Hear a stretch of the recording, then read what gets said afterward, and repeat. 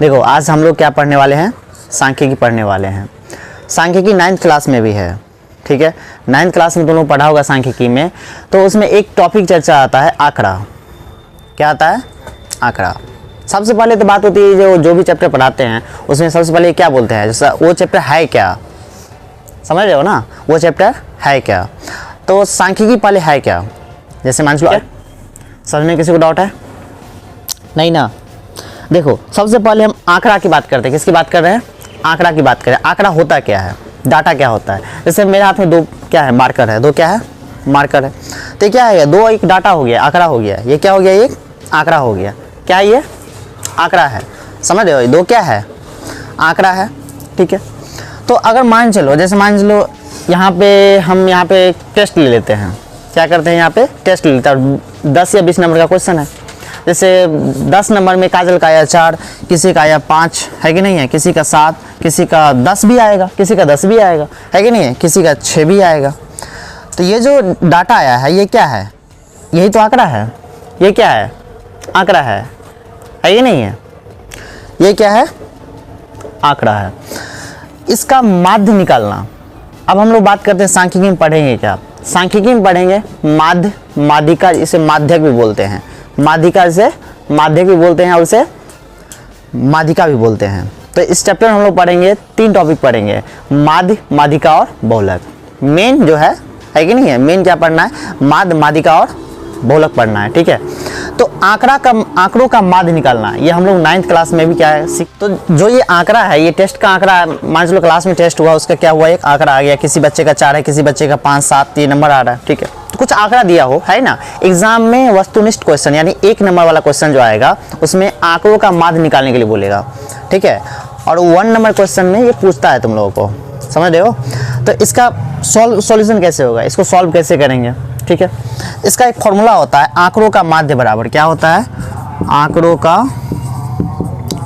माध्य बराबर, आंकड़ों का माध्य बराबर होता है आंकड़ों का योग। क्या होता है, आंकड़ों का योग।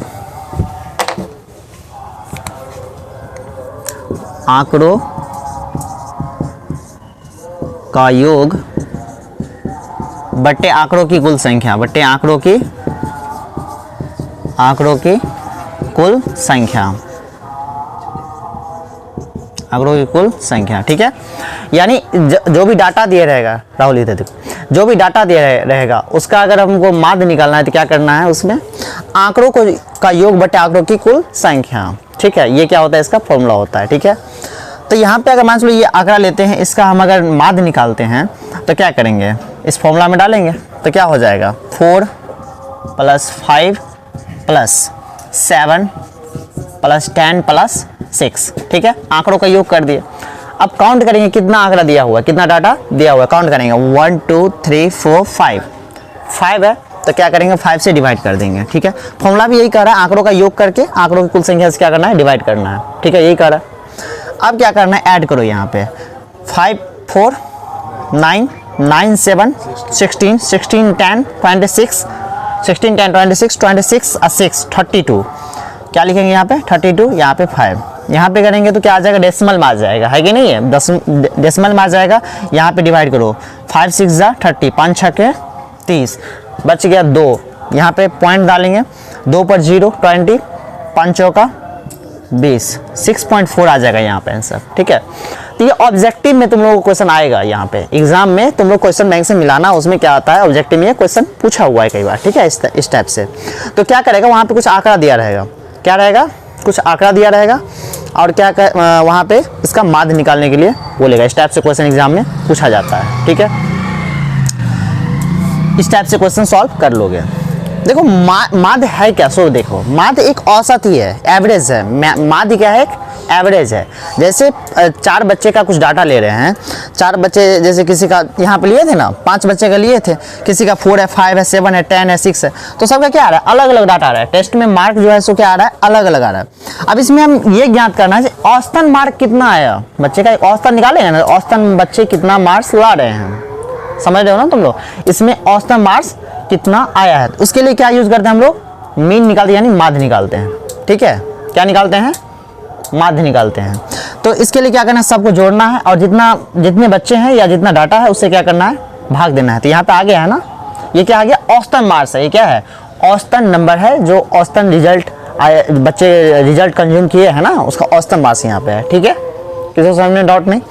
देखो माध्य को सूचित करते हैं, कैपिटल एक्स लिखेंगे, क्या लिखेंगे, कैपिटल एक्स लिखेंगे और उसके ऊपर बार लगा देंगे, क्या लगा देंगे, बार लगा देंगे। ठीक है, तो ये किसको सूचित करता है, ये माध्य को सूचित करता है। ठीक है, तो हर एक जगह ये तो नहीं लिखेंगे माध्य बराबर, वहाँ पे लिखेंगे एक्स लिखेंगे, ऊपर बार लगा देंगे तो हो गया। किसी को कुछ डाउट है, नहीं ना। कौन सा एक्स लिखेंगे, कैपिटल में एक्स लिखेंगे, उसके ऊपर क्या लगा देंगे, बार लगा देंगे। ठीक है, तो एक्स बार क्या होता है, माध्य को दर्शाता है। ठीक है, समझ में आ गया। ऑब्जेक्टिव में एक और क्वेश्चन, इसमें एक और टाइप से आता है क्वेश्चन, या तो डायरेक्ट डाटा दिया रहेगा और डाटा को बोलेगा माध्य निकालो, या इसमें मान चलो यहाँ पे क्या दे दिया, एक्स दे दिया, यहाँ पे क्या दे दिया, एक्स दे दिया। ठीक है, और इसका दे दिया जो आंकड़ा इतना है, आंकड़ा इतना दिया हुआ है, इसका बोलेगा का माध्य कुछ भी दे दे, यहाँ पे माध्य दे दे 10 है कि नहीं है, 10 दे दे, 5 दे दे, 7 दे दे, कुछ भी दे दे, मान लो का माध्य 7 है तो x का मान ज्ञात करें, x का मान ज्ञात करें। ये एक एग्जाम में क्वेश्चन आ जाएगा। ठीक है, यानी मेरे कहने का मतलब है जो बीच में क्या करेगा, एक बच्चे का मार्क्स गायब कर देगा, यानी औसत दिया हुआ है, एवरेज दिया हुआ, यानी माध्य दिया हुआ है और डाटा भी दिया हुआ है, अदर आंकड़ा दिया हुआ है, लेकिन एक बच्चे का जो है क्या किया है, वहाँ पे आंकड़ा गायब कर दिया, यानी उसके बदले में क्या दिया है, कोई चर राशि दे दिया है, उसको हमको ज्ञात करना है। वही डाटा क्या करना है, हम लोगों को ज्ञात करना है। तो सेम प्रोसेस है, वही करेंगे, है कि नहीं है। तो यहाँ लिखेंगे मीन यानी माध्य, है कि नहीं है।